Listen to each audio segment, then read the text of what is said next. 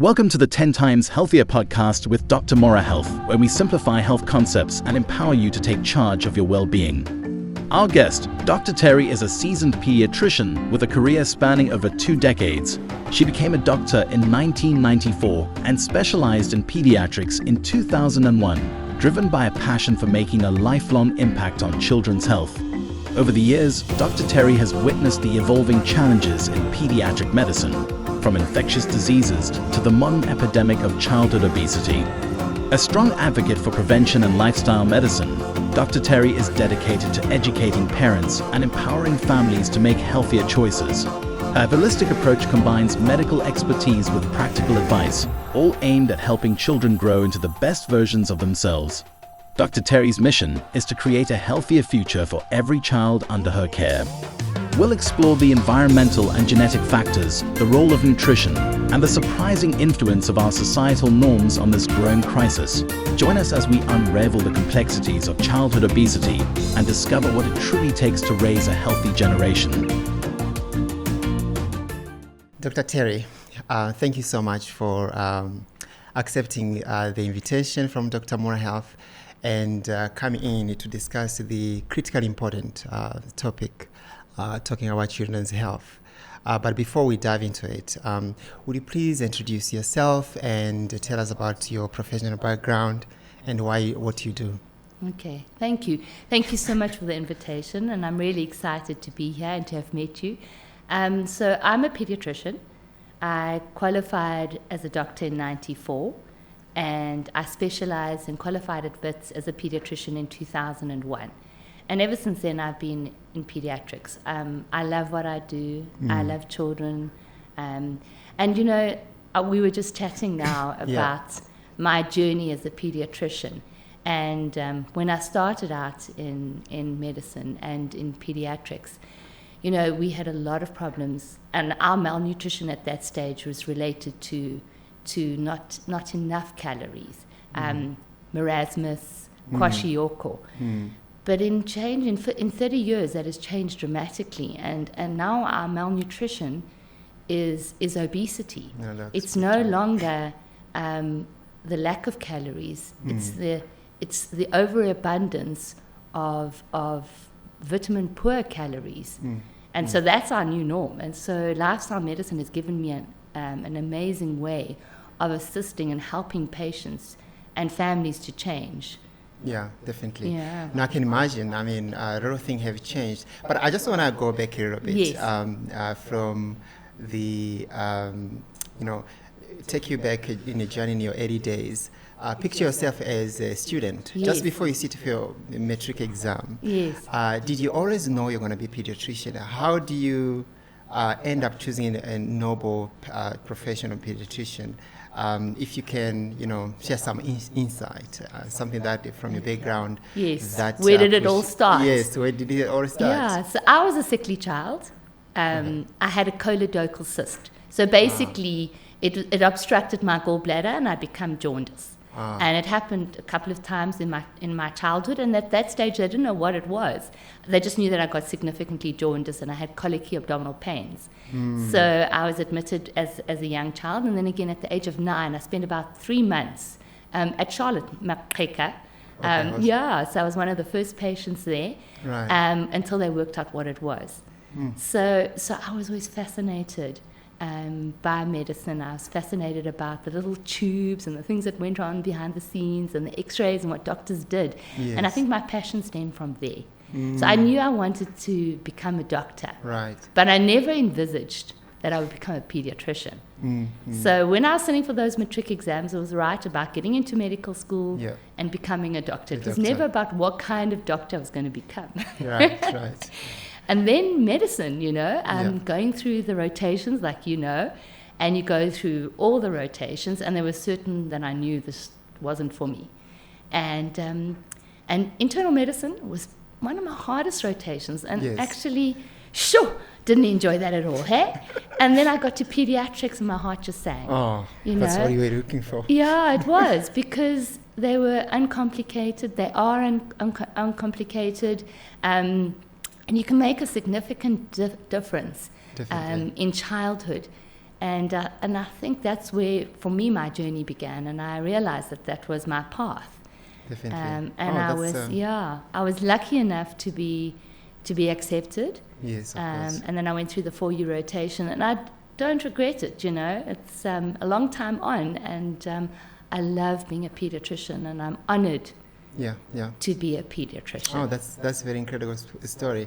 And most of us, actually, most of the people going to medical school, it has to be something like what you mentioned, something happened to you, or could be someone you relate to who's got sick, and you think, you know what, I need to go to medical school, I need to help people. For me, it was growing in a community where to see a doctor was a luxury. Yes, we complain here in South Africa how patient-to-doctor ratio is extremely, low. As one doctor to patient is you have one doctor seeing so many patients. But back home where I'm coming from, there are people who could not see a doctor. Get to doctors, and for me it was, I have to learn this and be able to help my community. And also the idea of somewhat knowing what's going on in your body. That was very, very interesting to me, and that was my passion as well. But now, of course, you went as a pediatrician, as you went on in your medical careers. There must have been that pivotal moment. You were just mentioning how what you were dealing with 30 years ago has changed dramatically. There must have been a pivotal moment or an experience that steered you towards lifestyle medicine.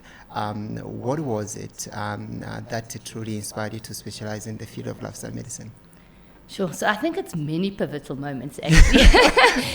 So I've always believed prevention is better than cure.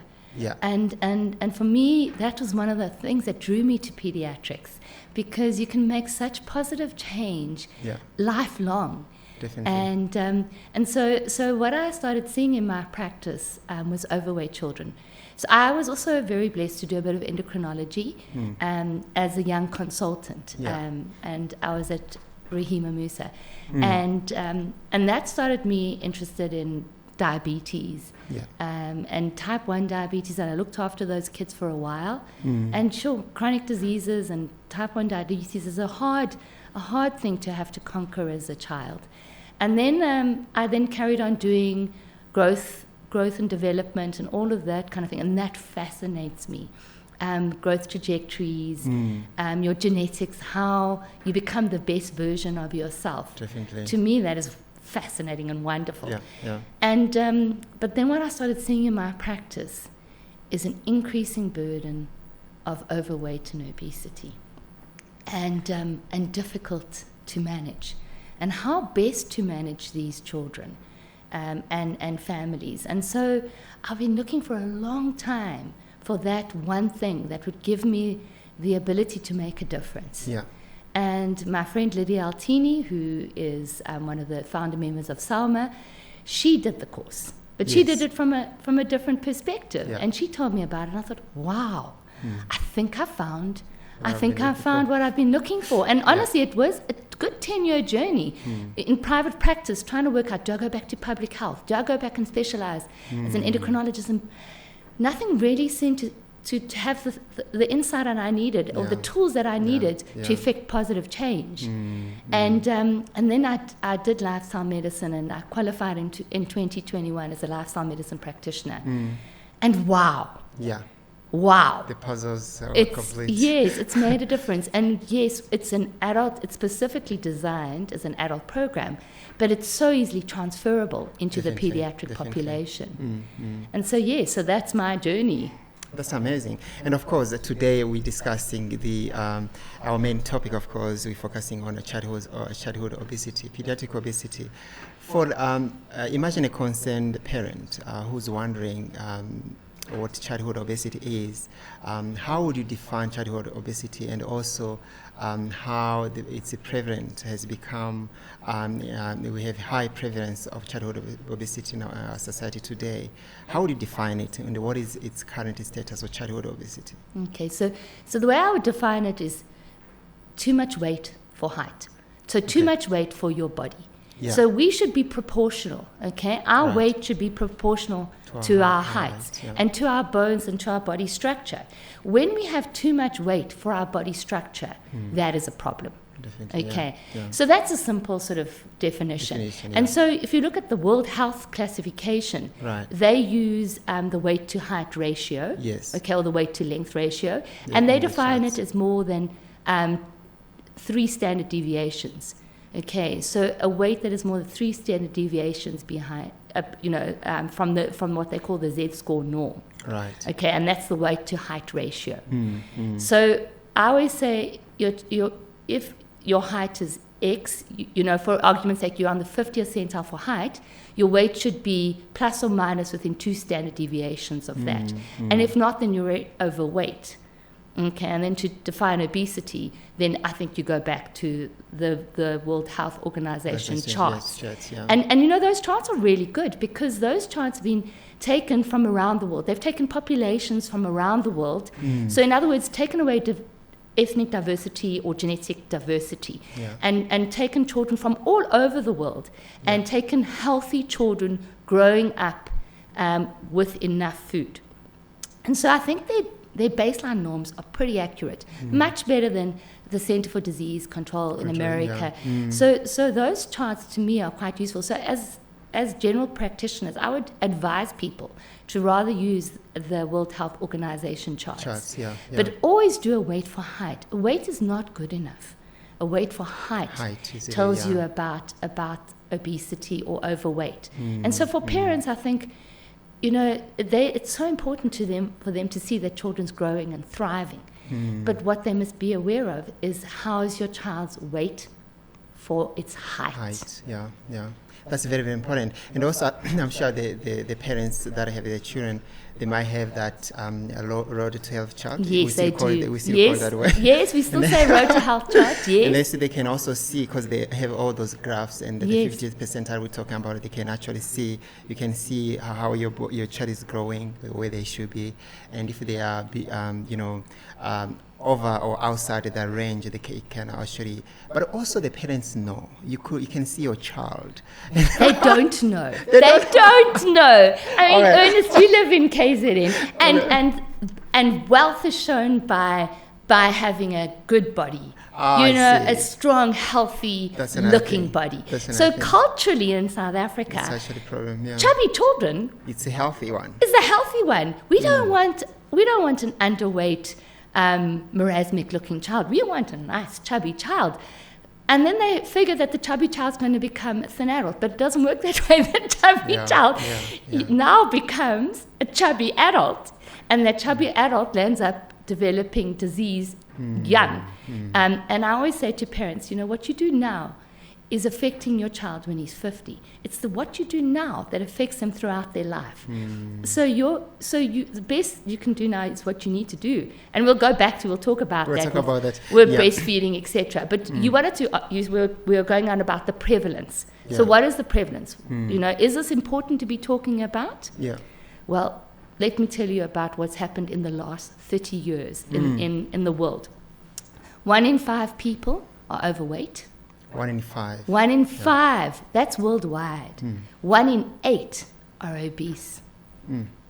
Sure. And in 30 years, since 1990 till now, the world's population, the obesity rate has doubled, but in the pediatric population, it has quadrupled. So that's scary statistics in my Definitely. headspace, Yeah. Since I've been practicing, this is very scary statistics. And so what you'll see is that in the 2016 survey that was done in South Africa, our prevalence for obesity in the under 5 population was 13%. Sure. The global average at that time was 6%. We're 13%. We double the global average for under 5 childhood obesity. Yeah, that's no good. That's not a good sobering. trajectory. Yeah, and it's very sad, especially from the last point that you mentioned. I believe from the background of the history of lack, we are talking about the issue of children of malnutrition, kwashiorkor, and marasmus, and so on. I think people haven't moved on, they still think, the more children can eat, the better, and the more the weight they get, that's the signs of health, of which it's really not. But I think as more we're talking about this, the parents will start realizing that actually no, this is not a good, because not only that it's going to affect them when they are 30s, 50s. They start having these problems even while they are still young. In their childhood. Which is very, very sad. It is very sad. And so you just mentioned South African statistics, but any talking about it generally in Africa, what are you looking at when this issue of childhood obesity? So if you look at the African map, it's generally throughout Africa. Obviously, there are big war-torn countries, right? And food scarcity is still real. Yeah. So that does differ. But for most parts, country, Africa has the same prevalence going throughout. South Africa definitely, if you look on the chart, has a higher prevalence compared to a lot of Africa. Yeah. But it's everywhere in the world. Yeah. Nowhere is immune. And so that's why it's so important we start educating people, changing the trajectory, looking at our lifestyles, and asking the questions, how did we get here and how do we go back? Yeah. Because by asking ourselves those questions, we can come to some sort of answers, because I think it's westernization. Definitely. I think it's a westernized diet. I think it's the access to takeaway foods. I think it's big pharma. Forget even big farm, big food, and so that's what's happened in 30 years. Yeah, but early detection is a key in managing health conditions. As a physician, what would be the early warning signs that we should look out for in identifying obesity in neonates, and also how maternal lifestyle, especially during pregnancy, impact on the likelihood of childhood obesity? Okay, so let's go back. So neonates don't come out obese, eh? Okay, so yes, they might come out large for gestational age, okay? Yes, but, from their parents. Yeah, but really, so now, okay, because now I want to go back talk about prevention, but it starts with the teenager, okay, the female teenager. Right. Okay, so a healthy mother will come from a healthy teenager, okay? So where we need to start focusing our energy is childhood and teenagers, but young female teenagers, and educating them. Because if we can change their behavior patterns, we can have healthier mothers. So that pregnancy is important. We don't eat for 3 in the pregnancy. We don't eat for 2. We eat for 1. And we ensure that we make sure that we give our newborn fetus, or the fetus inside of us, the best vitamins and minerals and nutrition that we can to optimize their health. So that pregnancy, yes, is important. Then when we deliver them, it's how we feed them from that day forwards. And so that's where things start falling apart and unraveling, is because in Africa, we are told formula is better than breast. So that's the one thing. The other thing is our societies have gone from being in the rural areas and having that community support to being urbanized with lack of community support. So we've got young women, young moms who don't have the support that they need. So they're expected to work, and so breastfeeding needs support. Sure. And so it's so multifactorial as to how we've gotten here and what are the factors involved. So we've got to tease it up, and to prevent it, we've got to go back and say, how do we best do this? But it starts with healthy children, becoming healthy teenagers, becoming healthy mothers.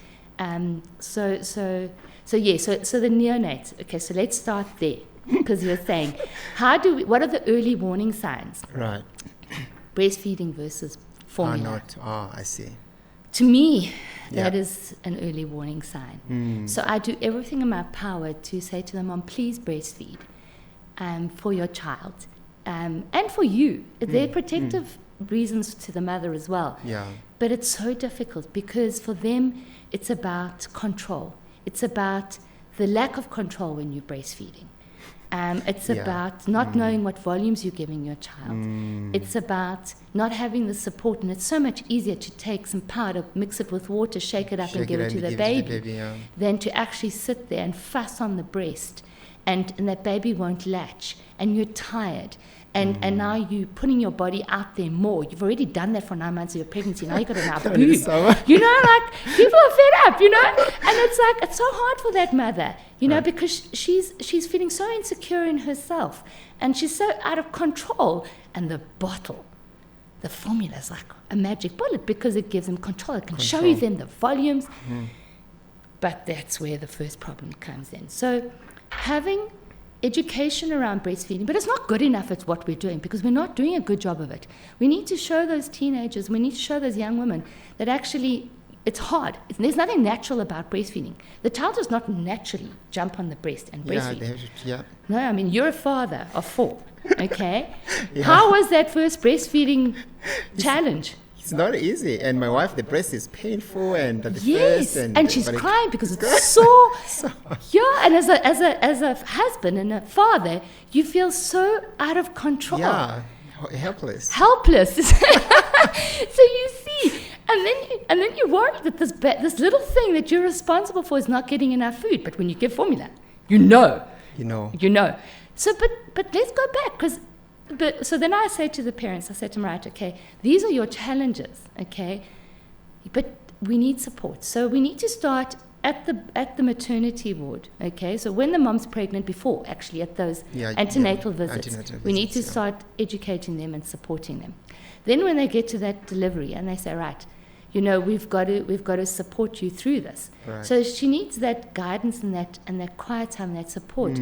Putting the baby on the chest.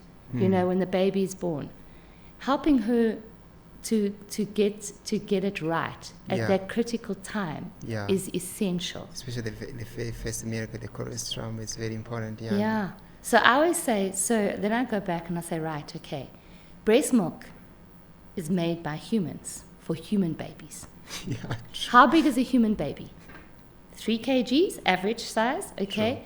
Formula is modified cow's milk. Okay, so it's cow's milk, and what is the cow's milk made for? For cows. A baby cow, exactly. Baby cow. And how big is a baby cow? The cow is very big. Yes, so anything between 15 and 30 kgs, just say for argument's sake. Okay, so you're trying to feed a baby on milk that is made for a 30 kg baby. So it's got 10 times the amount of calories. Than breast milk for that human baby. Yeah, and we haven't even spoken about how processed it is and other added stuff that it has to be processed to make it modified for the human. But ultimately, so I just try and make people think outside the box a little bit. And so I say to them, formula is modified cow's milk. Breast milk is made specifically for babies, for humans. So what is going to be better for the baby? Of course it's going to be the breast milk. And there's so many, all the reasons we speak about. Yeah, definitely. The immune system, the modulation, the gut microbiome. Yeah, definitely. Yeah, I mean, the benefits are just huge. Yeah. The formula can't do that. Yeah, okay. Yeah. So that's the first thing, but it's a hard sell. It's a very hard sell. It's very difficult. And also understanding, of course, I think often as a young mother, I understand how difficult it might be. You put the child on the breast, it's probably painful, or there's no milk coming. I think we understand the importance of breastfeeding, but also I'm thinking the mothers who cannot for different reasons. Is anything that is closer to a healthier option than straight away just a knee-jerk reaction going to cow's milk? A mother who's struggling to breastfeed, there is no breast milk, or what other avenue can they, Support. Yeah. Because every mom who has a normal... we're not talking about premature babies, okay? Because that's a whole different ballgame by itself. Let's just talk about the average miracle.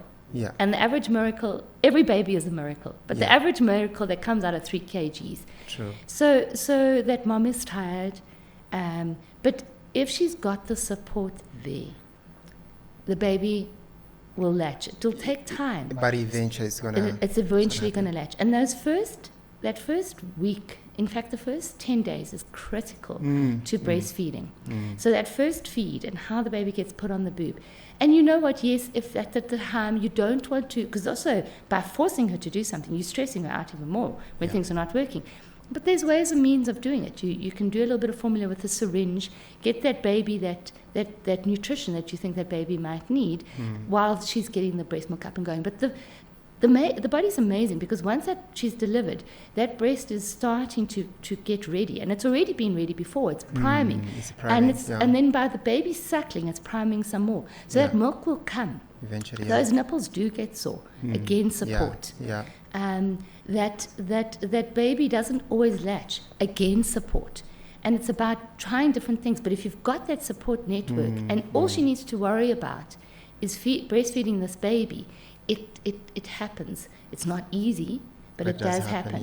And you can give the baby something in the interim to assist that's not going to be harmful. So it's not like when I'm being a bit facetious when I say modified cow's milk or formula is not good. What I'm saying, it's there, it's been utilized, and its benefit was for those babies where there were real issues. But the reality is, majority of people, it's been put as the only option, or it's not the only option, but it's been put out there as the bear of everything, when actually it was there for specific reasons. Formula should only ever be given to those babies where there is, like you say, no other opportunity. But there is always other opportunity.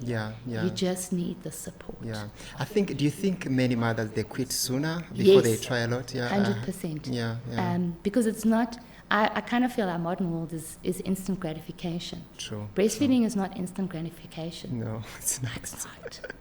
and it does get easier. And then they worry about the baby being dependent on them when they've got to go back to work. And there's that anxiety as well. Not having enough opportunity to have maternity leave or support. But really it's on tap. And so let's leave that debate behind about formula versus breast.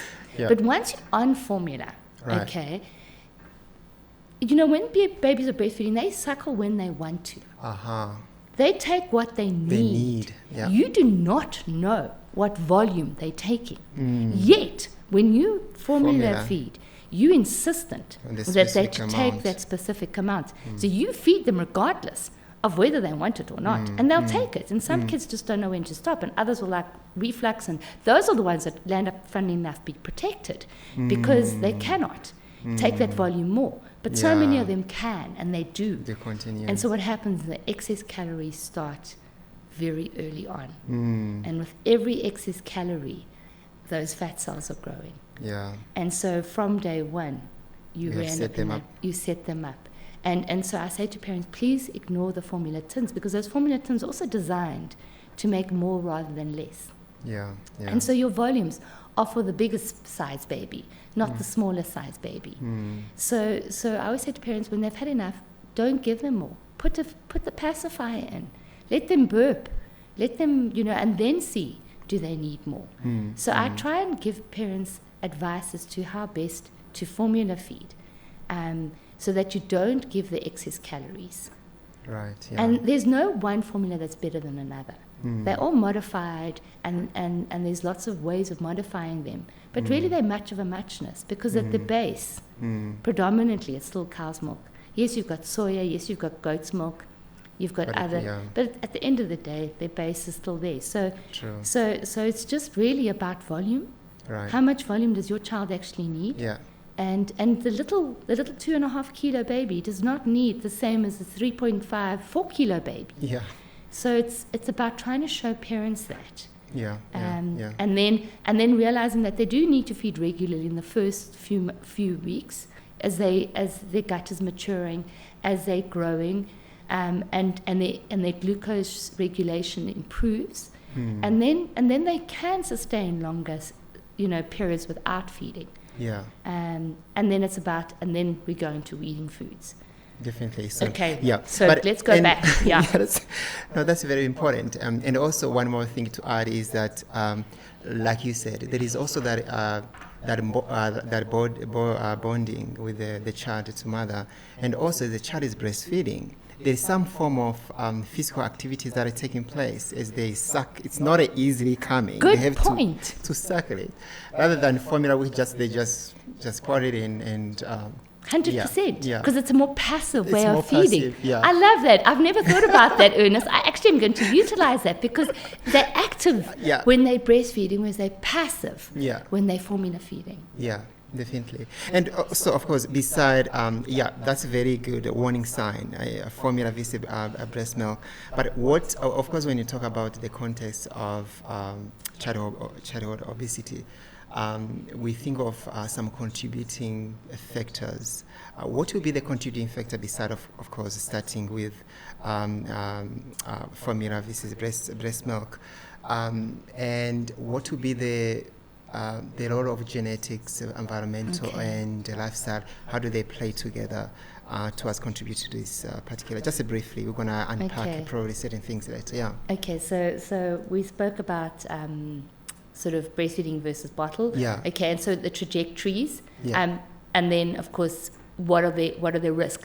So in actual fact, true genetic, because you were saying genetic syndromes, those don't really factor. Yeah. Okay. Very significant. They're not significant. Okay. So yes, there's Prader-Willi syndrome. Yeah. Yes, there's some endocrine disorders where the weight does increase for the height, but in reality, it's related just to excessive calories. So certain people have a higher a higher genetic risk to develop type 2 diabetes, to develop those kind of things than others. Okay, but at the end of the day, I think we all at risk, no matter our background. Sure. Okay, and it's our environment that switches on the genes.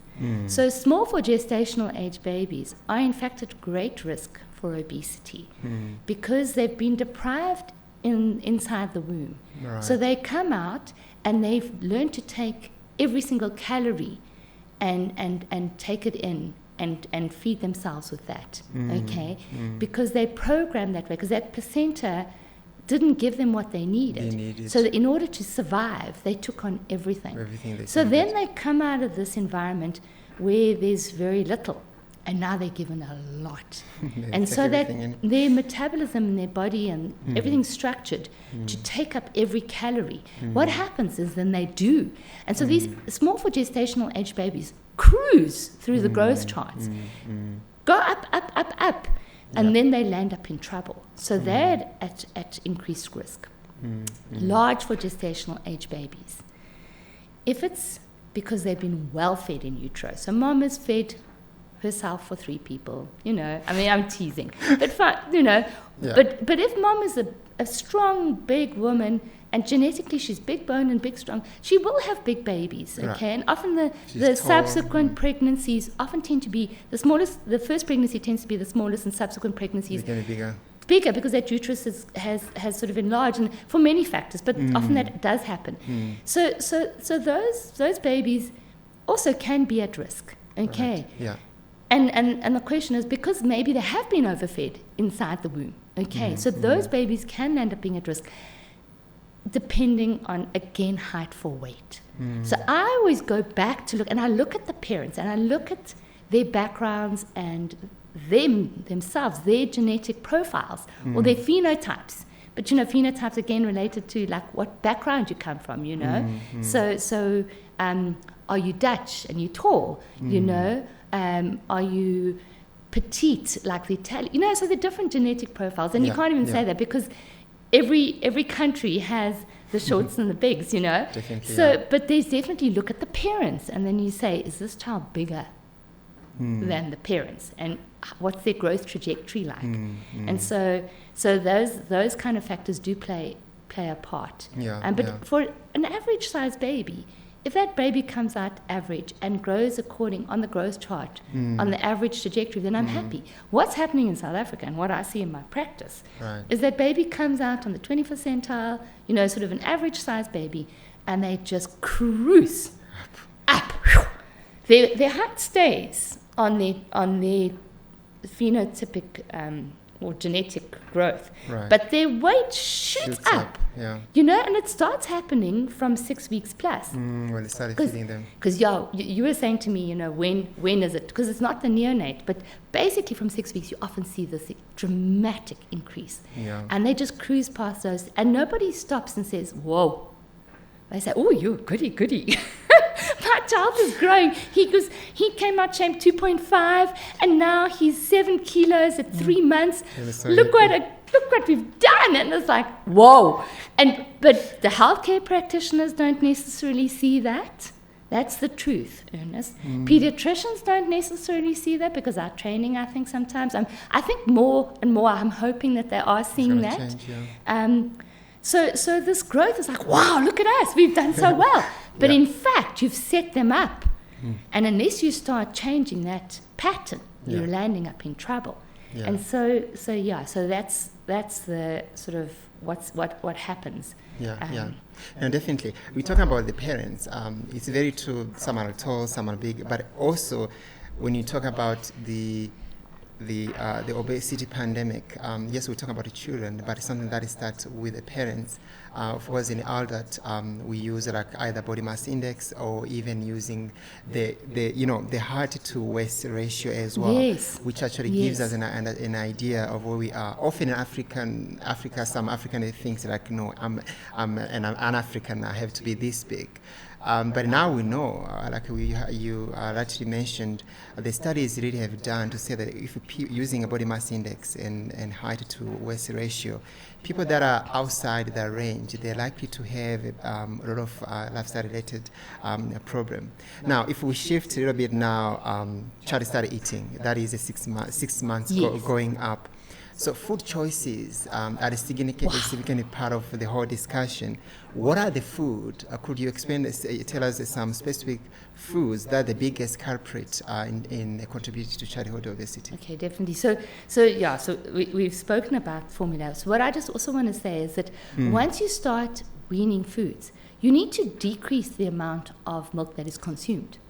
Because otherwise you're doubling, You're doubling up the calories. So in essence, that would happen naturally, and the child would do that naturally on the breast. He would just naturally, because you reach a plateau at about 5 to 6 months of volume that you need to feed the child. Okay, or to get the right amount of calories for that growing body. And somehow the breast milk may start. It does change. It does change. It really does change composition. The studies have shown that. So it reaches a plateau, and that volume reaches a plateau, and then you start the solids.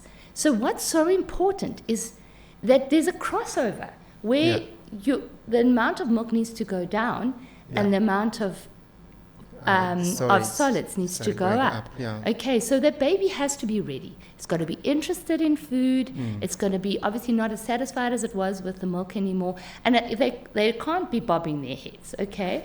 So they've got to have good head control. So 6 months is what the World Health Organization says, but there's also been studies now saying that that might not be for every single child the critical point.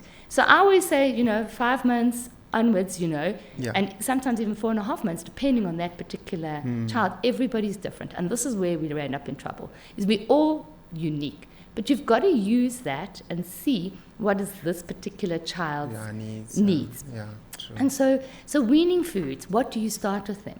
So yes, that is a problem now, because processed foods are what people are weaning their children onto. So go back to lifestyle medicine, whole food, plant-based.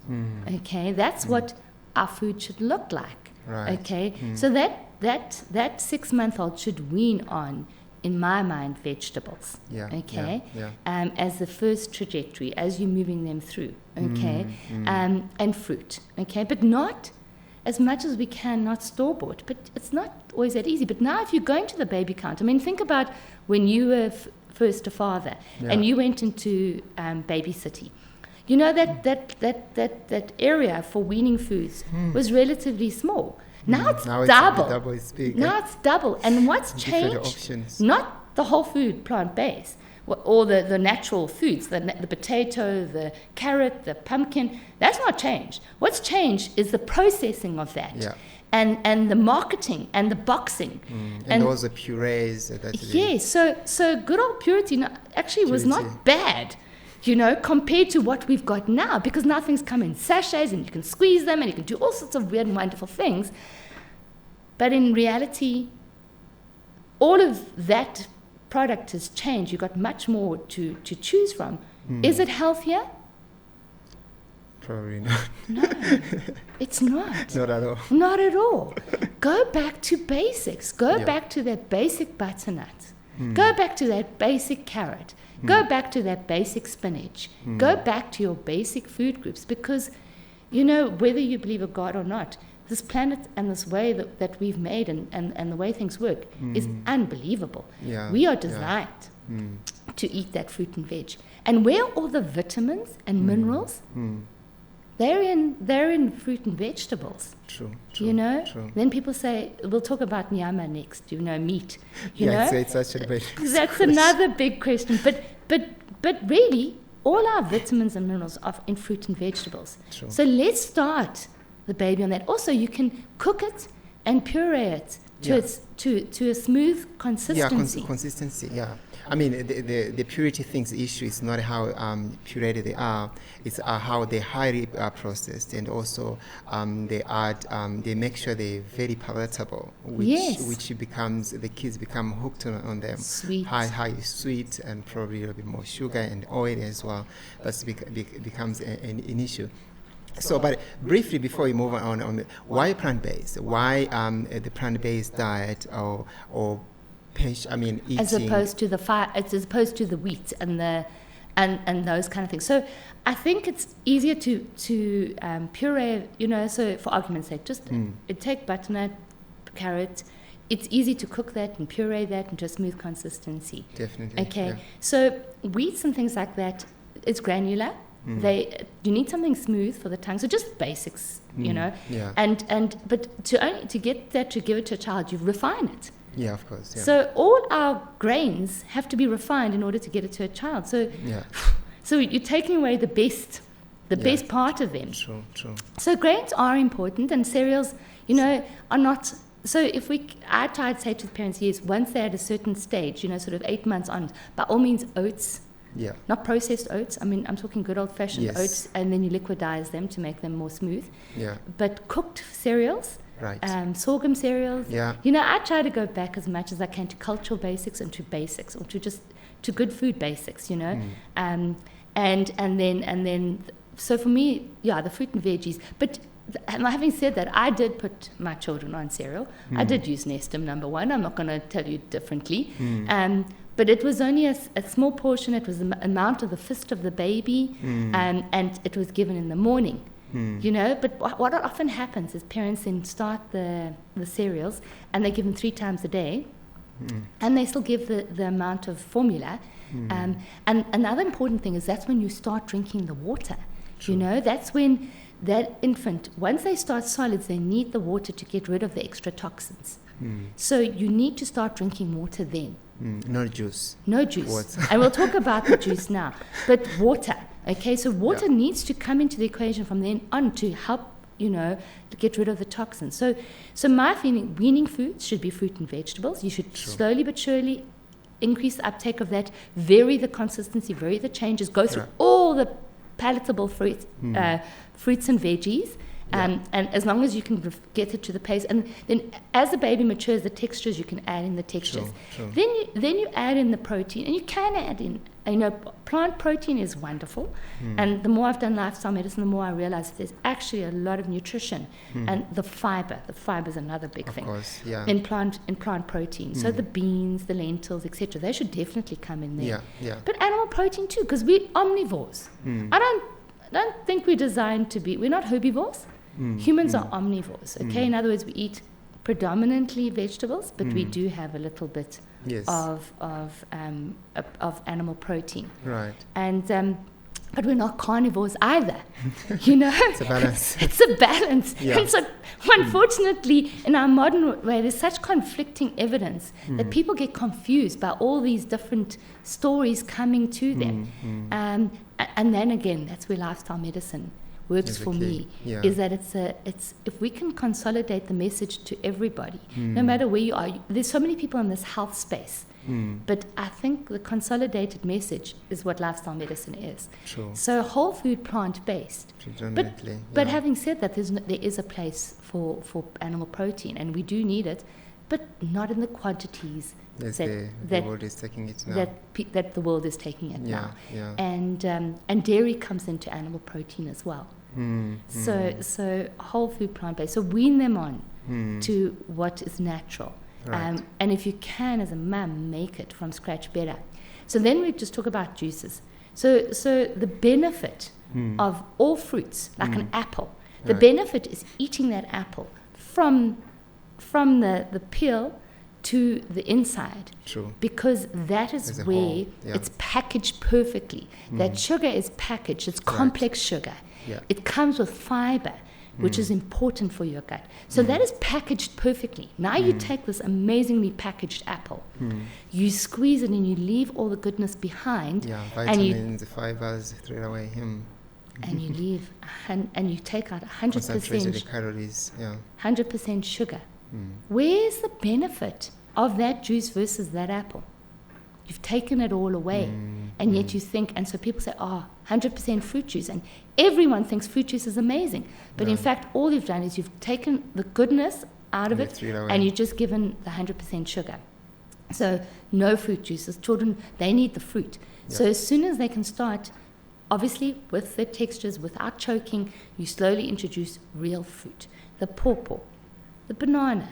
Yeah. You know, and then the apple comes in, an apple puree, making it yourself, you know, but cooked apple, think it's still better to have the whole apple, you know, the less processed, the better, again. Definitely. So that's an important important discussion or things for people to start understanding when you're talking about weaning foods. Definitely. Now, talking about sugar is often blamed, rightly so, for many health issues. Yes. But when you talk about in pediatric world, how does sugar consumption impact children's health? Of course, we just mentioned a little bit more about weight gain and other things going on. But what else affect kids? How the kids get affected with the consumption of sugar?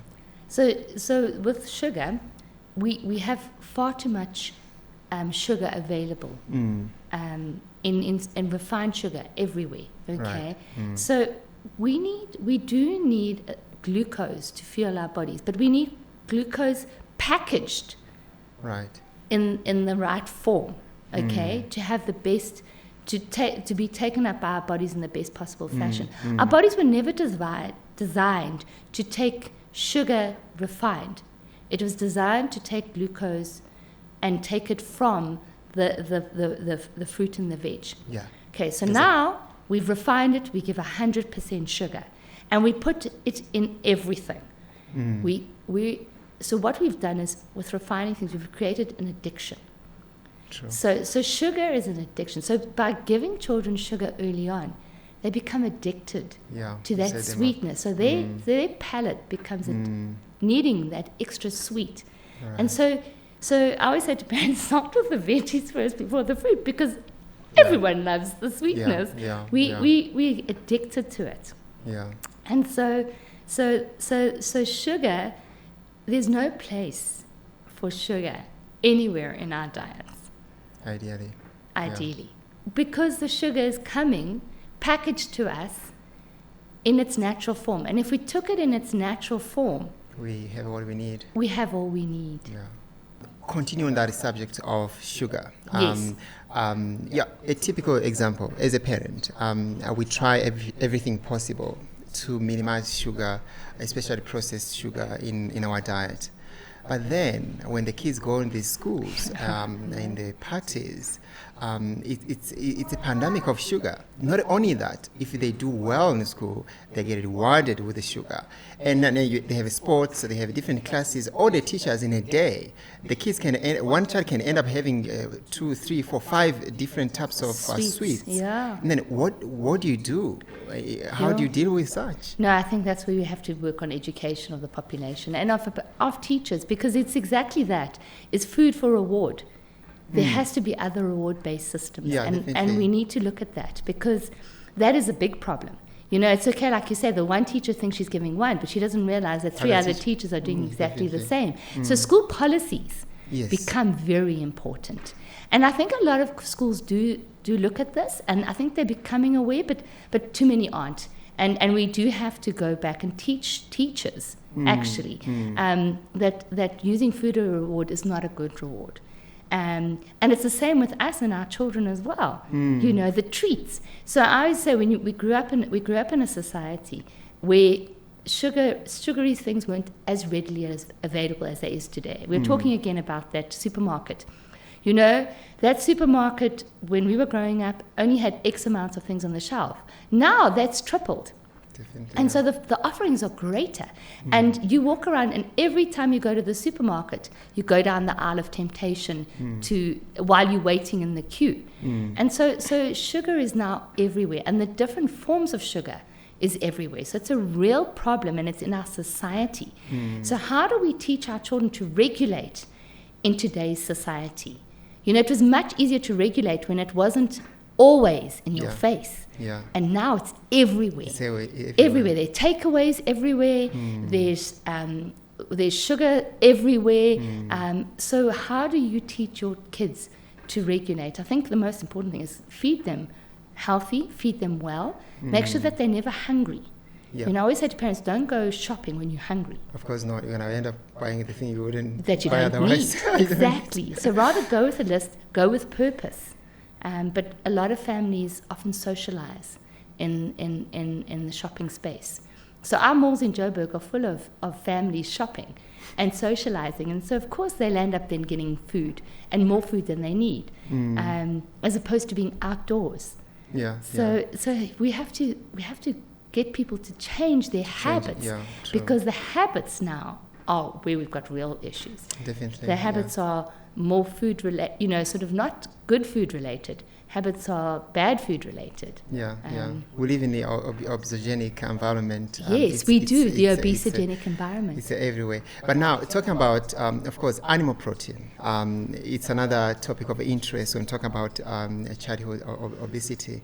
I understand we just mentioned that, you know, we talk about a whole food predominantly diet. Of course, one can get a little bit of animal protein or whatever, but today's protein, even the meat that we have today, I believe it's totally different. We have animals that are fed feedlots. Feedlots. We have animals that are injected antibiotics and all these growth hormones. So what do we have?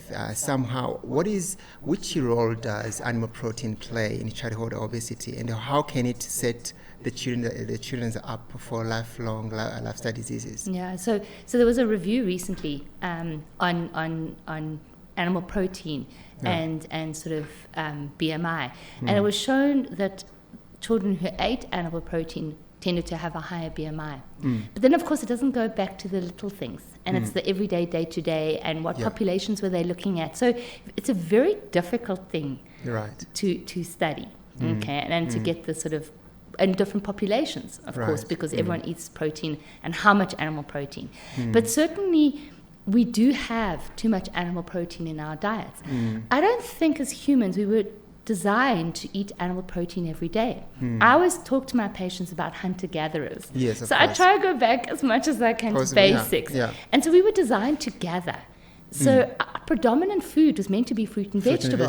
We were meant to be gathering it. And we'd only hunt once a week.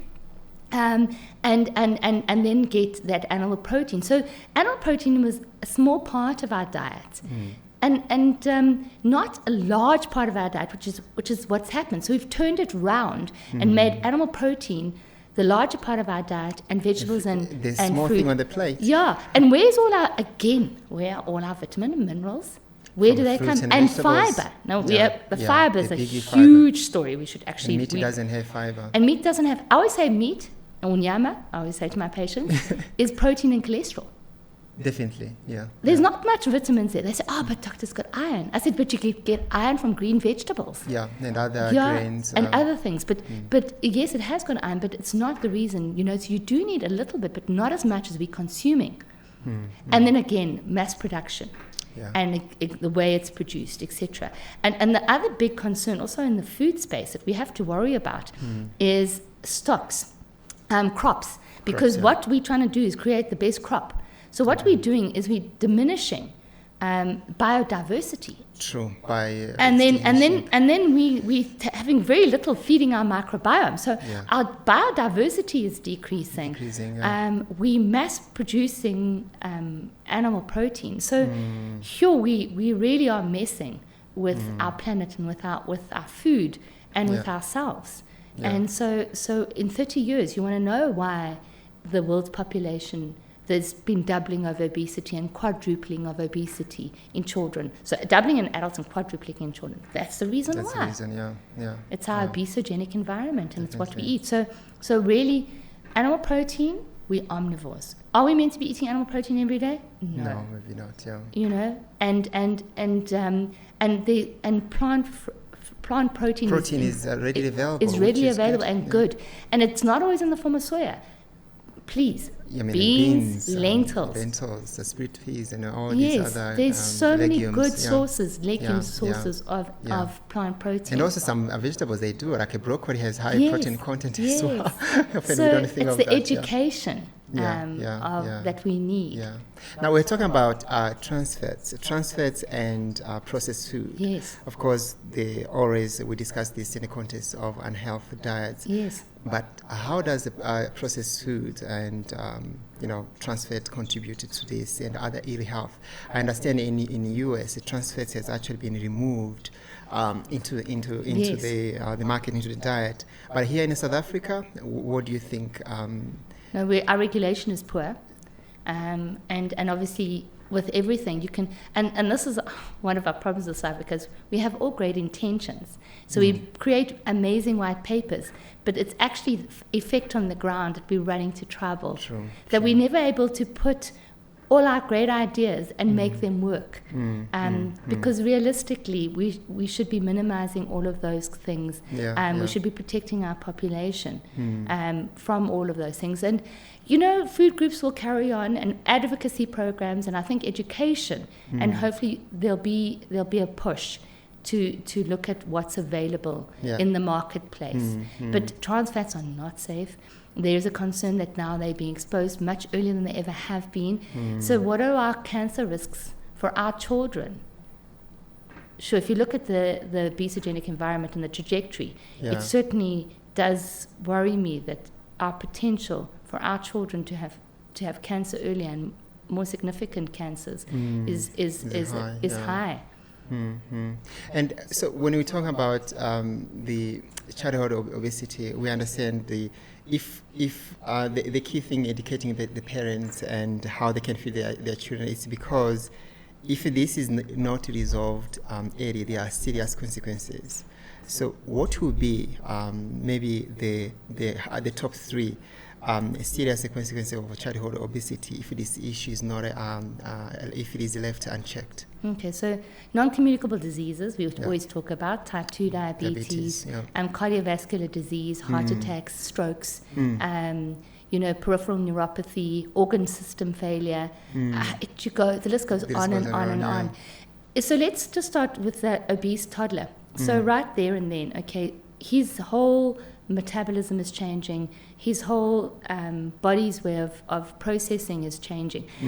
They're carrying too much weight for their bones. So they start off with musculoskeletal issues. To start with, So they get Blount's disease, so they have deformities in their knees. Then they slip capital femoral epiphysis, they have then hip issues. So they have a lot of musculoskeletal issues. Then they can't exercise. So they're heavy. They're heavy. So they don't effectively move. So then it comes all the problems of not being able to move, and the importance of mental health. I mean, that was, all of those kind of things. So the importance goes all the way along. You know, that little beautiful looking chubby toddler, unfortunately, does not become a skinny little child. He's now becoming a chubby toddler, becomes a chubby child who doesn't move effectively, who's already, the body is already starting to develop disease. And so type 2 diabetes was always known as adult onset disease. Yeah. It's no longer adult onset. That's scary, that adolescents are developing significant type 2 diabetes and insulin resistance. Yeah. So I see a lot of insulin resistance before they develop type 2 diabetes. I see it a lot in adolescents. My obese patients already, they're all insulin resistant. You know?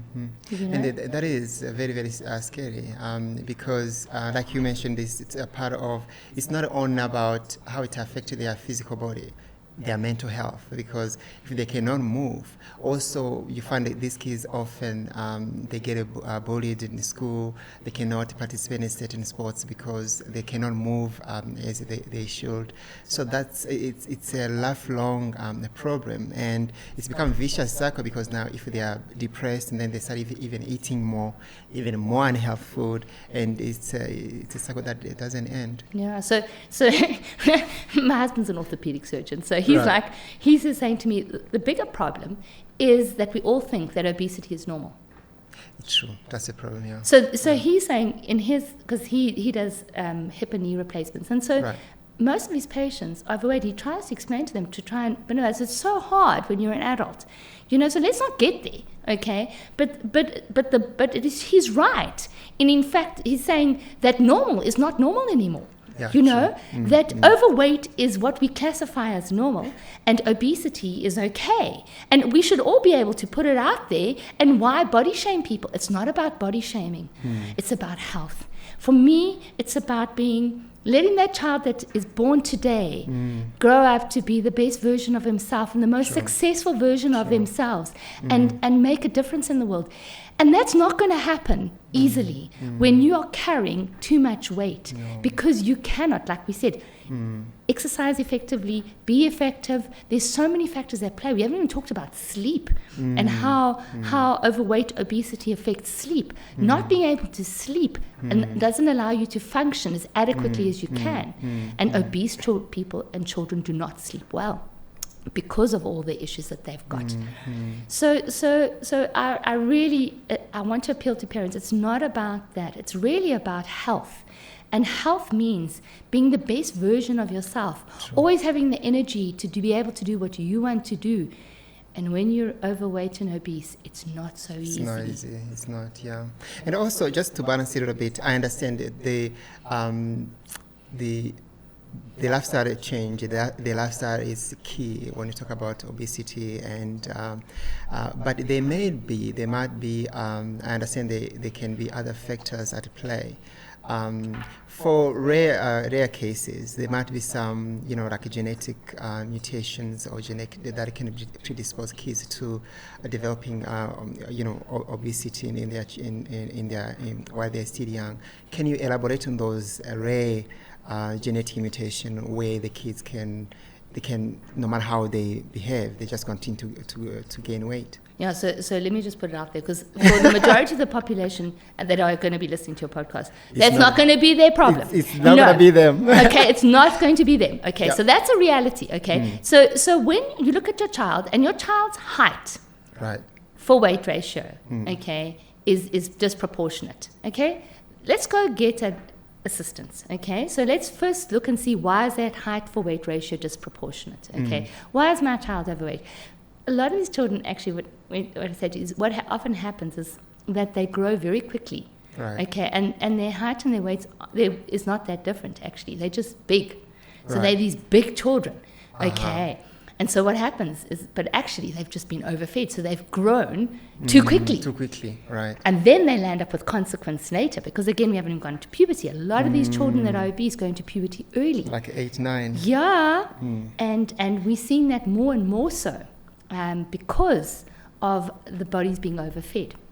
So the consequences carry on, and then they land up being a shorter version. So in fact, in South Africa, in terms of underweight, 3% of the population, stunted 27% of the population, obese 13% of the population. Stunted 13%. Stunted is malnutrition. But those big kids often become short adults, short fat adults. So the genetic is, so yes, you have Prader-Willi syndrome, which is a chromosomal 15 abnormality, where the children they're hypertonic, so they're born with low tone. They have feeding difficulties initially, but then they make up for it later. But they eat and they just have hyperphagia. They can't stop themselves from eating, and they put on weight, and they have small gonads. So, and there's a few sort of obesity syndromes like Bardet-Biedl, which is a very similar kind of thing, but they really are rare. You know, our problem today is not that. Our problem is that we're overfeeding the children from day dot. And in fact, and then unfortunately, it starts with the teenager. So it starts with a young child, how you feed her, then the teenager. So parents have such a great responsibility to their future generations, because your future generation is dependent on what you're doing right now. You know, your grandchildren, they are who they are, or they will become who they become because of you. So you have to realize that it's important. What you do now affects the generations to come. That healthy child, that healthy teenager, healthy mother, the choices she makes when that baby comes is for that child's life long, and then going on to the next generation. So we have to go back to basics. I want to just talk on one of your typical day in your practice. The growth chart that I sent you. Chart. If you can just explain that, and also for the parent who's at home, they can actually check the Road to Health chart and actually see what you're talking about. We want to put a screen for it. So my average. So before, in my practice, and I've got a practice in Midrand. So it services a large population, and not high end. It's actually from so I would say general people in South Africa. So from all walks of life, Right. And they come to my practice, and so. If you can explain that.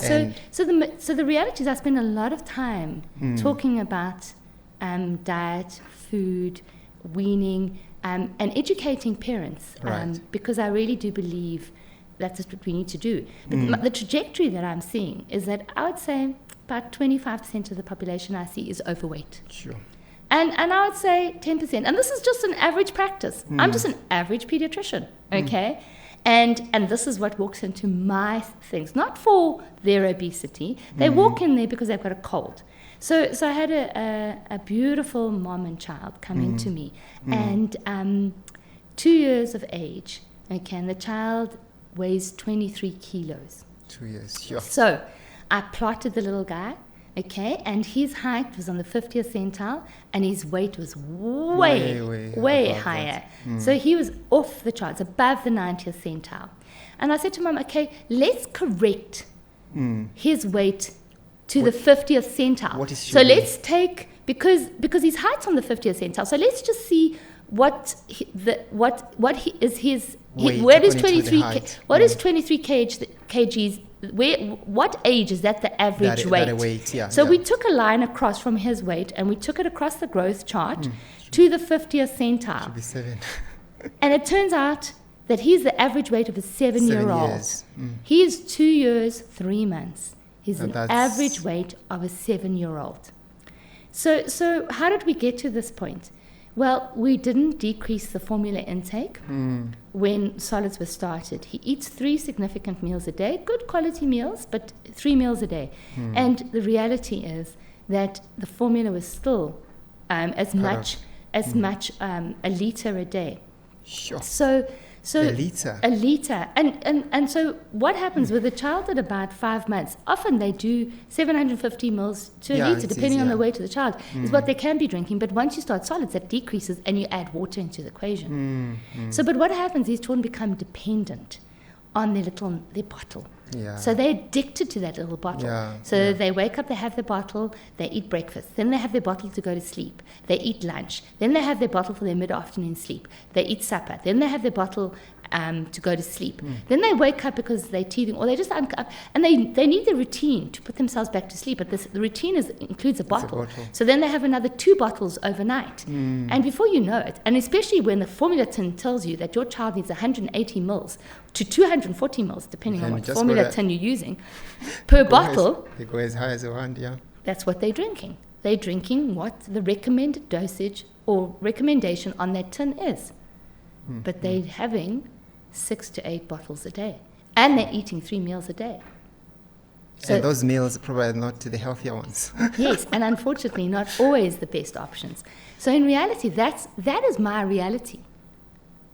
And I'm just now a general pediatrician. So it's becoming more and more prevalent. I don't think that 13% under 5 obesity rate was in 2016. We are 8 years on from there. Yeah. Ernest? I'm sure it is. You tell me, what do you think? I think it's doubled. Yeah, definitely. Hey? If you look at your children's classroom mates, hey? Yeah. What do they look like? They're big. They're big. They're cute. They're chubby. But it's all cute. Yeah. It stops being cute when it affects your health. True. And so it's such a hard message. And I think parents often look at me and just shake their heads and say, but she doesn't understand what I'm going through on my daily basis. She doesn't understand the difficulties I have being a single mum, not having time to prepare food for my family.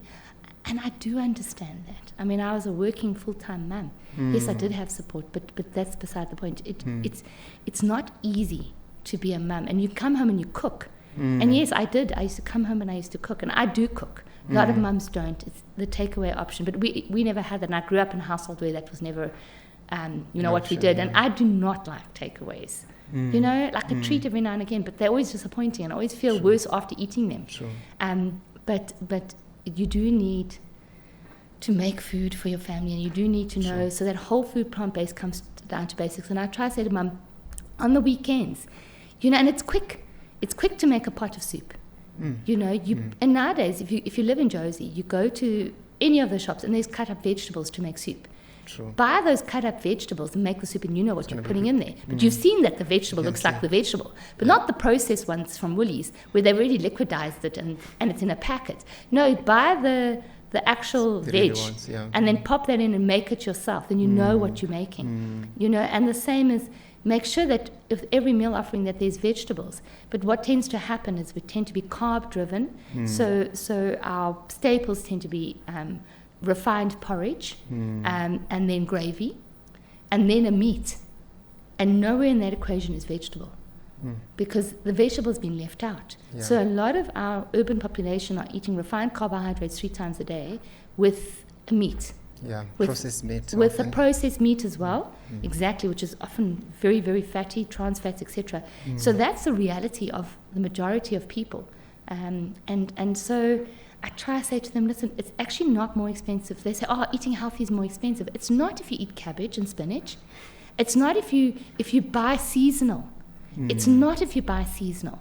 If you buy out of season. Like if you're buying grapes now, it is $80 a punnet, but if you buy grapes in season, it's not that expensive. So we should be eating in season. Because ideally, think about it. It's winter now. What do we need to fight flus? We use vitamin C, isn't it? It's vitamin C. Where's the best form of vitamin C's? Oranges. Yes, lemon, and what's in season? Yeah, it is. Isn't that amazing? Amazing, yeah. And in summertime, that's not what in season. Summertime, it's berries, it's other things.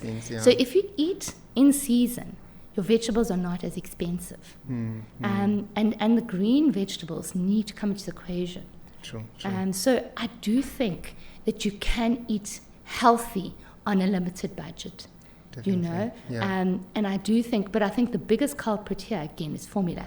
And now the formula market wasn't satisfied enough with feeding babies 0 to 6 months. Now they went up. They go now the follow-on milks and the follow-on formulas. Follow-on? Yeah, there's formulas from 1 year plus. The growth formulas. Sure. And then, of course, all the processed milks, the growth. So now you go Parmalat, it's got a growth milk. I mean, there's many companies that do exactly the same. Yeah. But these follow-on milks, they're not necessary. They're not necessary. The kids should be eating real food. Yes, from 1 year of age, you can eat full cream cow's milk, but just have it in moderation.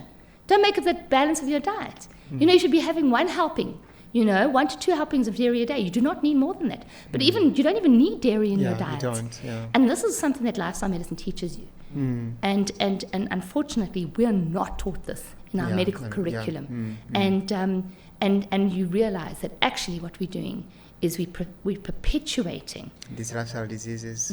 But we're perpetuating these thought processes that you need X, Y, and Z. True. And actually, if you eat whole food, plant-based, and we eat everything in moderation, and we eat like omnivores, we eat healthily. Definitely. And we don't consume sugar, and we drink water. What's wrong with water? Yeah. But we don't do that. And this mother will look at me and she said, but you don't understand me. But of course, because she's tired. She also is not eating the right nutrition. She's also overweight. She's also not sleeping. She's also not exercising. And she can't see beyond that. So it's trying to say to moms, start from the beginning, the way, and eat. So this is about family.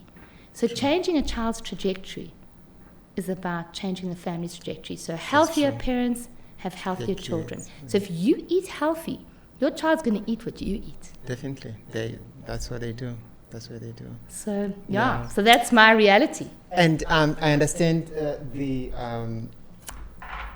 there are other behavior issues. Of course, the kids started growing in their toddlers. There are other health issues, other behavior issues such as screen time and physical inactivity.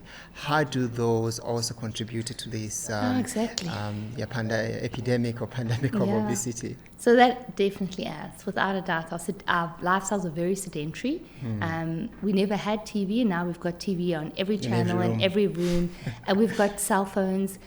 So we much more sedentary than we ever have been. And we weren't designed to be sedentary. We were designed to be active. To move, And the more you sit, the more things don't work. Your body needs to move. You need to get blood flow going to your brain. And children cannot study if they don't move. They need to move to learn effectively. So then again, urbanization, and again, safety.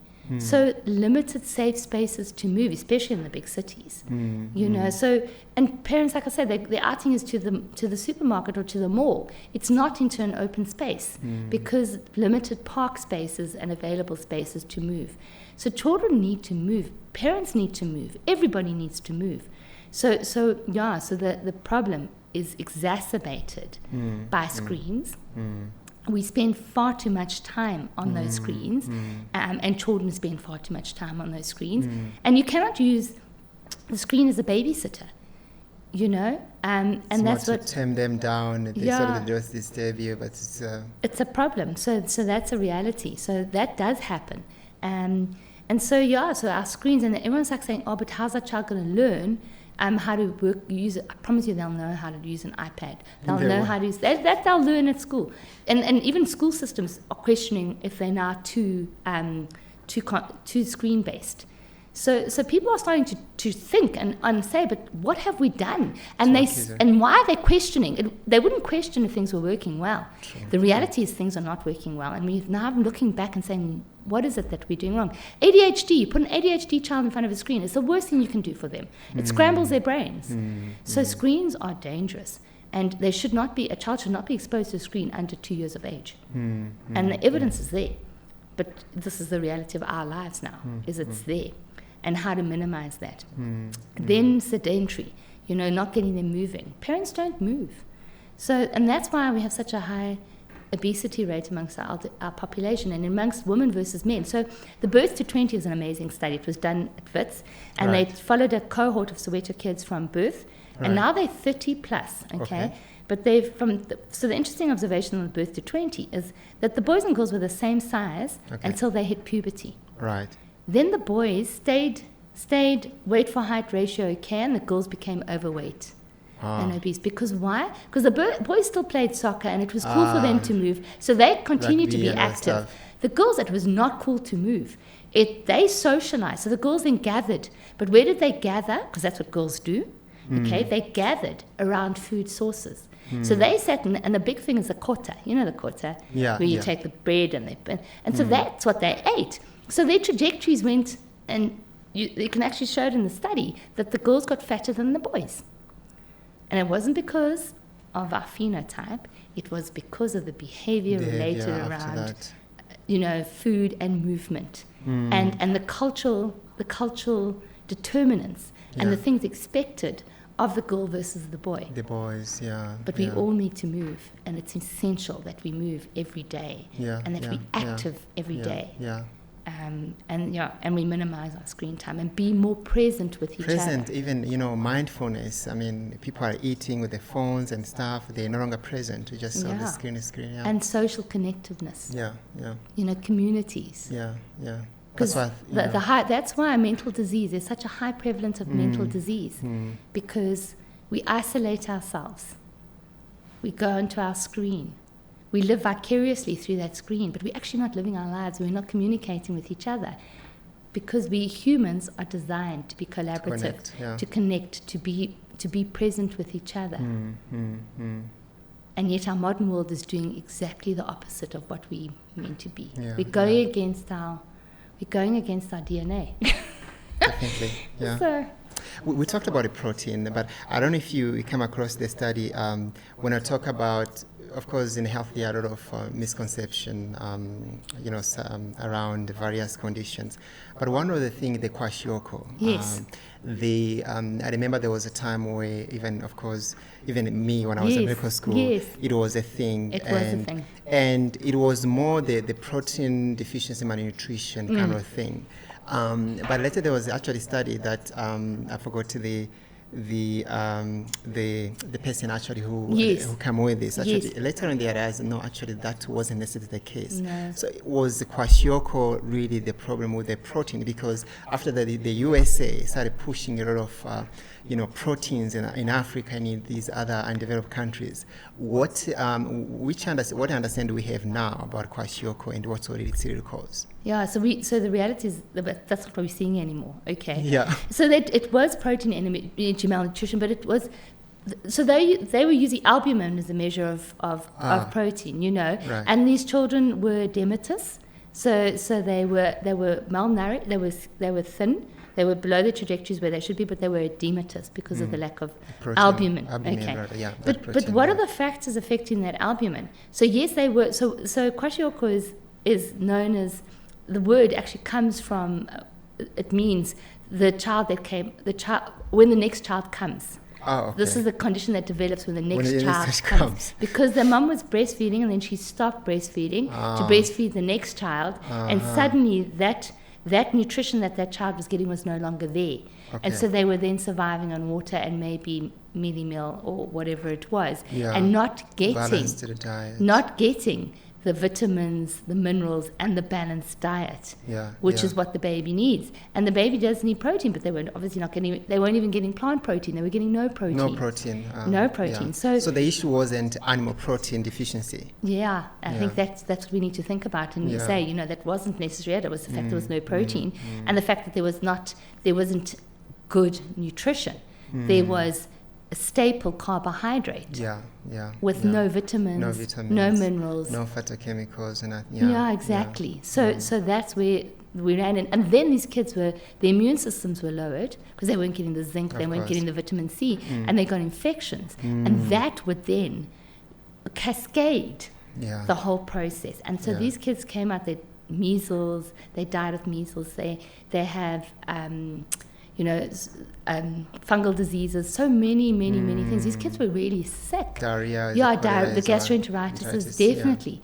And yes, so actually if we probably look back, it really is very simple. It was just no nutrition. And this is a key to mention. Often when we think of food, like you mentioned earlier on, people think of food in the boxes, and that's how, unfortunately, we're also taught somewhat, whatever nutrition lessons that we got, that there are food for protein, there are food for certain vitamins, and so on. But now that we know, there is no food that have a protein. Yes. it's a balance, a complete, albeit it might have different amounts. Exactly. We have the apple fruit does have some protein, Yes. does have some fat, some Yes. all the macronutrients that you need.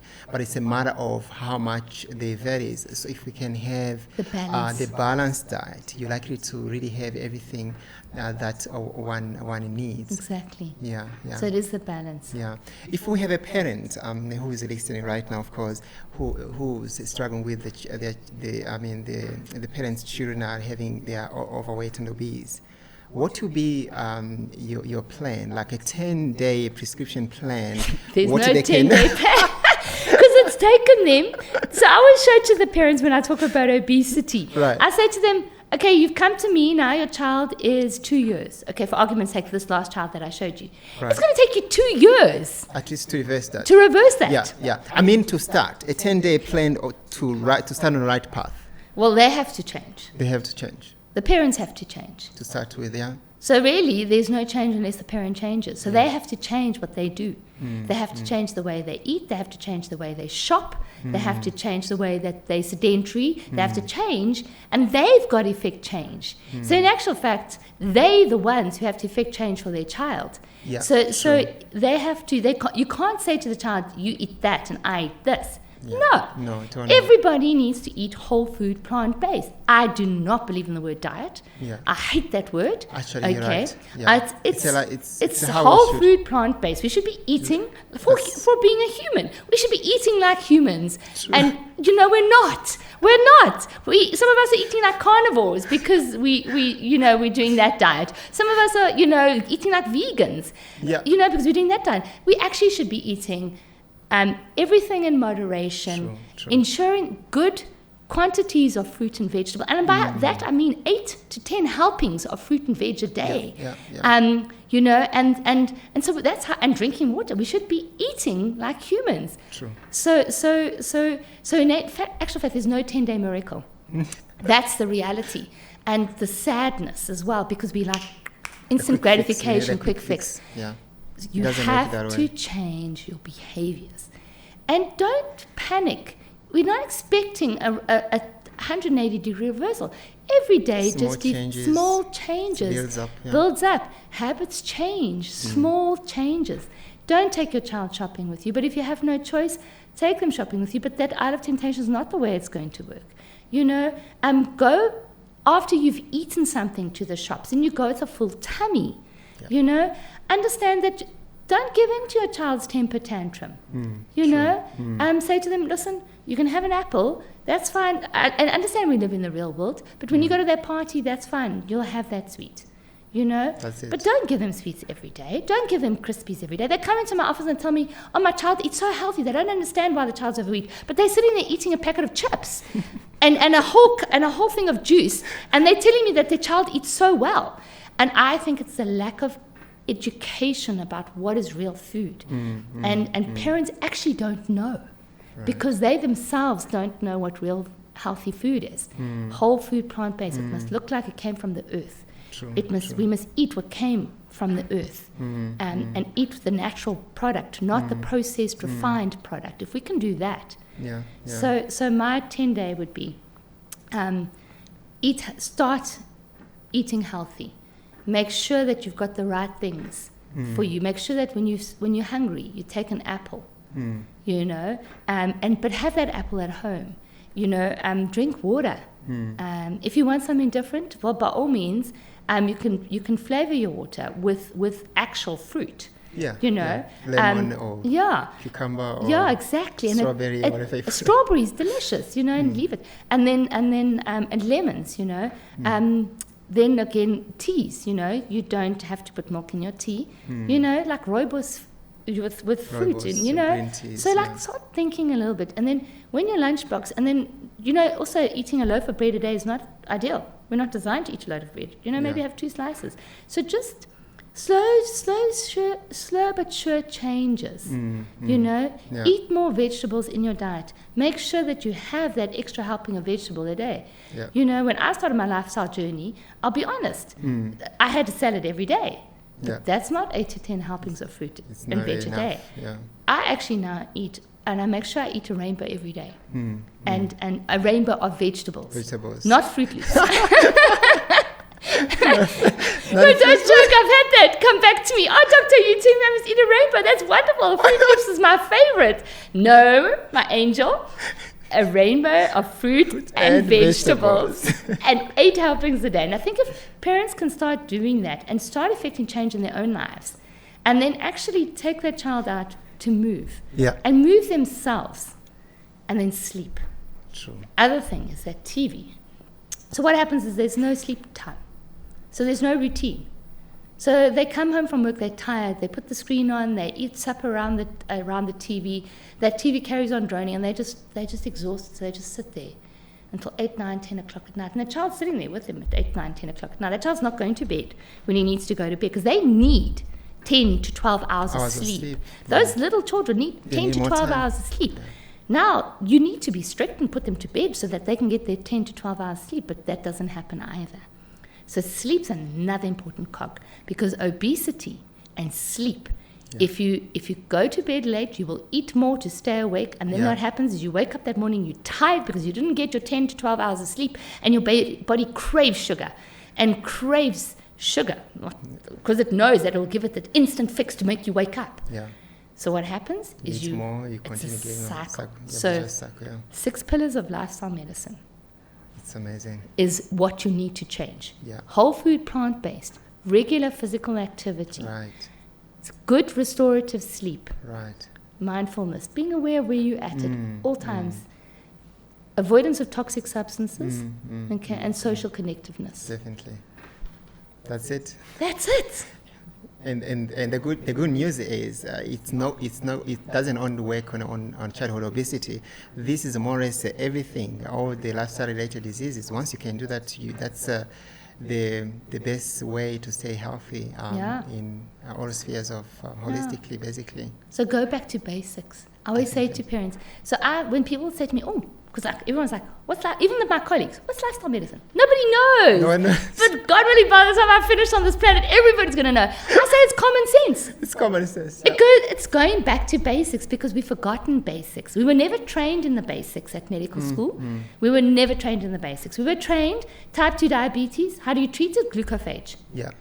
Did anyone ever speak to you about the fact of reversal of diet? Yes, they did mention it, but it was glucophage. The end point, rather than why have they gotten here and how do we reverse this? And why I didn't do adult medicine? It's because as soon as they were diagnosed with type 2 diabetes, the next thing I'd walk in there and their tables were full of fruit juice, and crisps. And I'm like, and no, I'm drinking fruit. It's 100%. It's 100% fruit. It's so difficult to effect change, but it comes back to basic education. Thank you so much, Terry. This is amazing. I like your passion in looking after the most precious gift that God has given us, the children. Now, talking about the schools and the communities, we did touch on it. How can they influence change and help in preventing and possibly managing our childhood obesity? What can schools and community, what can they do? I was talking about my children. Basically, we try everything possible at our home, but when they go to school, what I started actually doing now, I started doing that when they give you that slip, that donut, that what do you call it, stick sweet, whatever you call it. Bring to me, I'm going to buy it. So our kids now, they have specific accounts. Oh, wow. So they save money, they do certain things, they get married, they save money. I love that. They bring to me and then I buy it. Okay. One donut, they charge me 6 rand, one donut. Oh, I love it. And then I keep it. So in that way, I'm literally, they bring so much. I'm minimizing how much sugar they take. Yes. And that's one way I'm doing that. But how can the community in the school change? Wow, that is so What clever. can they do? Ernest, I love that. I must tell you, that is such a clever way of managing that. Okay, so well done. Yeah. But in reality, communities and schools need to know, first of all, they need to understand why they're doing it. And is there a need? Yes, there is a need. And they need to understand the role that they actually are playing at the moment and where they're going wrong. So once they know that, then they know how to change. So it's very simple. So they can effect reward in a different way. Yeah. So those teachers, you know what? There's a lot to be said by giving a hug and saying, "Well done, my child. That was amazing." Yeah. You know, and again, that positive reinforcement, social interaction. True. We thrive on being told how wonderful we are. Yeah. You know, so that kind of that reward system, and saying to parents, please, this is a school that we only drink water here. There's no place for fruit juices. There's no place for things. This is the kind of thing we would like to see your child come to school with. I understand your challenges, but let's try and do this. You know, my kids went to a junior school where there was no tuck shop. There's still no tuck shop. And what they did have they had balanced lunch meals. Yeah. And they did. And I mean, a cooked meal, I always say to parents, a cooked meal for me is better than a quick meal. You know, so I don't have a problem. My parents say to me, what do I feed my 2-year-old, you know?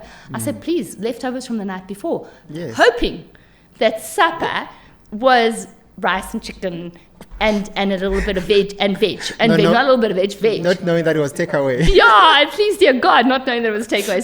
So in an ideal setup, that meal has been cooked and the leftovers can be given. So they never had a tuck shop. And so those kids then rushed in. They were starving. They'd have whatever the little bit of carb was. They'd have a protein, and they'd have a veg. They would always have vegetables. And it was often cooked into it. So you cook in my spaghetti bolognese are more vegetables than spag bol, you know, than bolognese. I minimize the spaghetti. But they used to have balanced meals for those kids. And if you're active, you're burning them off because you do need a little bit of carb. You do need the protein, doesn't always have to be animal, and you do need fruit and veg, and that is important. Very, very important. Very, very important, because we need to make that more 80% than what it currently is, which is 5%.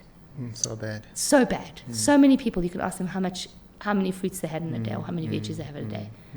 Bet you most people say none. Or they might say they ate my hamburger. So yeah, exactly. Yeah. Now, so communities, and again, communities can do that right. by all having that same thought process. Definitely. And also at a national level, talking about policy change. Policy change can actually make a great impact. You know, what kind of policies at local, national, and global level that you think can actually help reducing the childhood obesity? That's a huge problem, because I think most people on government boards are there because politically they've put themselves there. So a politician is not the kind of person who wants to make the best for other humans. The politician is there. There's another reward basis. There's another reward basis, and that's what makes life so difficult. Because World Health Organization is such an amazing organization, but I always feel like they're a band-aid. Yeah, they just, you know, they're not. What are they actually accomplishing? You know, so they put out all this information, but no enforcement. But there's been no change. And how long has World Health Organization been around for? So that's the reality. Is unless we, as the people on the ground, make changes, I don't know if policymakers are going to be the people that are going to effect change. Like I've told you about, in South Africa, we do white papers. We've got so much amazing policy, but it never gets implemented. There is a big dearth between policy and implementation. There's no implementation. So they spend millions and billions on making white papers, and the implementation just doesn't happen.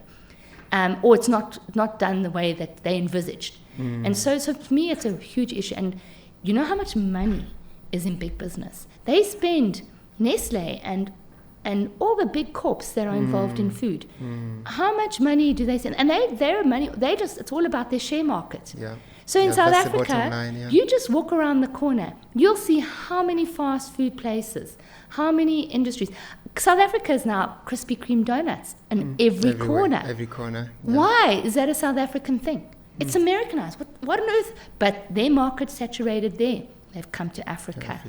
We are their new market. So I am very cynical about national and international levels, because I think ultimately politicians are there to be in positions of power. And again, it speaks to money. And these big corporations are running our lives.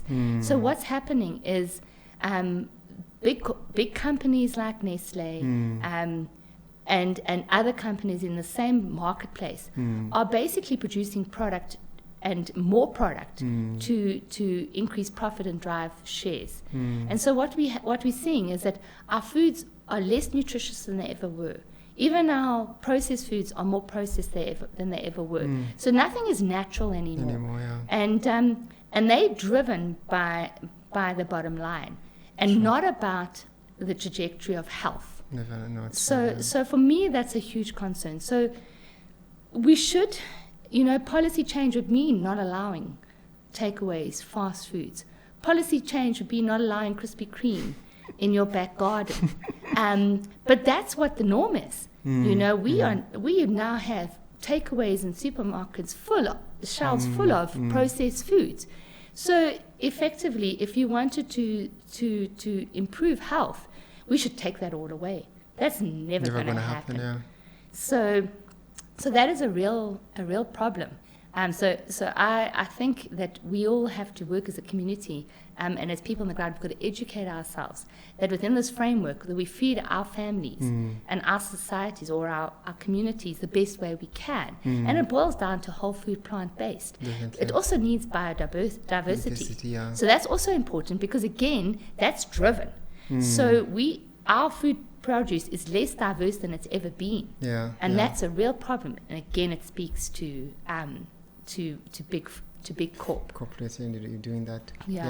And I like your passion in pediatric care, and I was actually wondering, of course you learned a little bit you learned a lot about lifestyle medicine, but going back to the conventional training, do you think medical school prepared you to deal with childhood problems, especially obesity and other lifestyle related diseases? No. So unfortunately, our medical school curriculum was all about malnutrition, and it was always about disease. So basically, we learned about type 2 diabetes, and we learned how to treat it with glucophage. Not at any stage did we learn how to reverse it with lifestyle change. And so our medical school curriculum is built on pathology. Okay, it's not built on basics. It's built on pathology, and then it's built on the way to treat, which is medication. So our medical school curriculum needs to be modified and changed, and we need to go back and put lifestyle medicine as the basics, because it's common sense. It's basic medicine. It's basic health. So we need to make sure that all our doctors know what is health, what is the best way to sustain health. That when you have the pathology, it can be reversed by changing the way you eat, the way you sleep, the way you move. Definitely. And so if we put that into the curriculum, it would be much better. Definitely. So unfortunately, our medical school curriculum is outdated, and we need to go back to that. Like I was telling you, that when I grew up in South Africa and when I trained as a young doctor, there wasn't such a thing as a heart attack at Baragwanath Hospital. It was rheumatic fever, it was infectious diseases. Those were our problems then, and we've made huge strides, and then we've improved life of so many South Africans. But what's happened now is young 40-year-old South Africans are dying of heart attacks. So you got to question and say, what's happened? And the medication is not working. The heart surgeries are not working. Yes, because, and it all boils down to basics. Our lifestyles have become more sedentary, and our foods have become more unhealthy and more inflammatory. True. So by eating more processed foods, we're making ourselves less healthy. Artery clogging food. And I like it, the way you stay active. It's all a balance as a medical doctor. How do you keep balancing your professional life and personal life? I understand you were talking about how you run a marathon. And if you don't mind, what is your age and how did you keep up with your lifestyle? So just from early on, I always, I suppose, ate healthy, relatively healthy, but not more plant-based. I ate a balanced diet.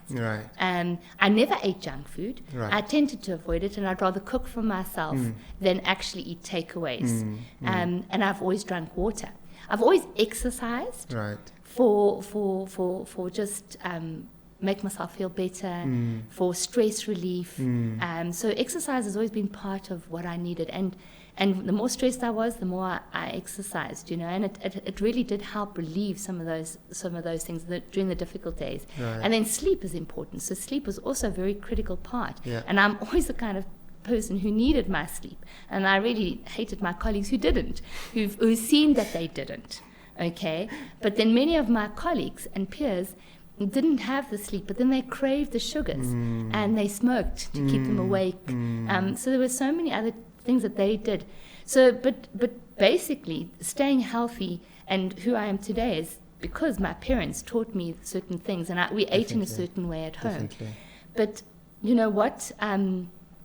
So running marathons was something I did later on in life. Right. Because in my early life, I was becoming a doctor, I was specializing, I was a young mother. So time was limited. Right. But I've always used to exercise. I used to run and exercise, and that was my thing. So I went on to, in my 40s, to Right. run marathons. Yeah. And I ran comrades at 47 Wow. and 48 years of age. Yeah. And for me, that was a Congratulations. huge achievement. Definitely. And I was able to do that because I was healthy enough Definitely. at 47 and 48 to do that. And why? Because my baseline had been good. That's But true. having said that, lifestyle medicine has changed my life so much because I'm eating healthier than I ever have. I'm eating more fruit and veg. I'm more aware of what my body needs, Right. and that my vitamins come from my fruit and veg. Yeah. So that, so again, let's go back to the 6 pillars, I think, that are so essential for healthy living. Right. And that is eating healthy, avoidance of toxic substances such as junk food and smoking and and other drinking. drugs, yeah. Exactly, and other drugs. Yeah. And then regular physical activity and exercise. Yeah. I've always exercised, and I need to be outdoors to do a little bit of that. Not being too sedentary, and our job as a medical practitioner is not necessarily sedentary, you're quite active. Yeah. So that's quite good. And then sleep, needing that restorative sleep. Definitely. Because if you don't sleep well, then you crave the sugars and you crave the unhealthy foods. So those are the kind of things. And then having a strong family unity, and I've been very blessed to have a wonderful husband, wonderful children, a very strong Supportive, family, yeah. Parents on both sides who are very supportive and lead active and healthy lives. And so I have been blessed with those people around me to show me the way. And so to me, it's enabled me to assist others to say, well, look, let's try. And I say, look, I wasn't the best example of myself, but I'm trying to always better myself more and more. And every single person can do that. Small changes, Yeah. eventually, It goes a long way. it goes a long way Yeah, to keeping you healthy. Yeah, and talking about how the parents are key to keep their children healthy, talking about this childhood obesity, I think you are exhibit A of what it really is. I mean, you managed to do things that you have done because how you grew up, how your parents, the education they gave you, how you were eating in your home, and you carry on with that even at medical school times. Yes, now improving a little bit more with the lifestyle medicine, but the key concept has been there, and that's what the parents, I believe, they should be doing. Yeah, it's exactly Yeah, that. So try as much as possible because it's so hard because so many young parents today have not had that. They've grown in impoverished homes and not maybe had the allowance for fruit and veg. Yeah. But it's not expensive to eat good fruit and veg if you eat seasonally. It's not expensive, but you have to prepare it and you have to be aware. So it's just about making people go back to basics. So I always say, just go back to basics. You come into the big city, it doesn't mean you need to eat McDonald's or your takeaways, your Krispy Kremes every day. No. It means that you eat from the supermarket, what's in season, you cook it. It's going to be much more cost effective doing it that way. Definitely. And then when you have a choice between sitting in front of the TV and going for a walk, if you are in a safe space, go for that walk. That walk. And minimize your sedentary TV time. So I try and encourage that, and social connectedness. Be part of a community, be part of meet people.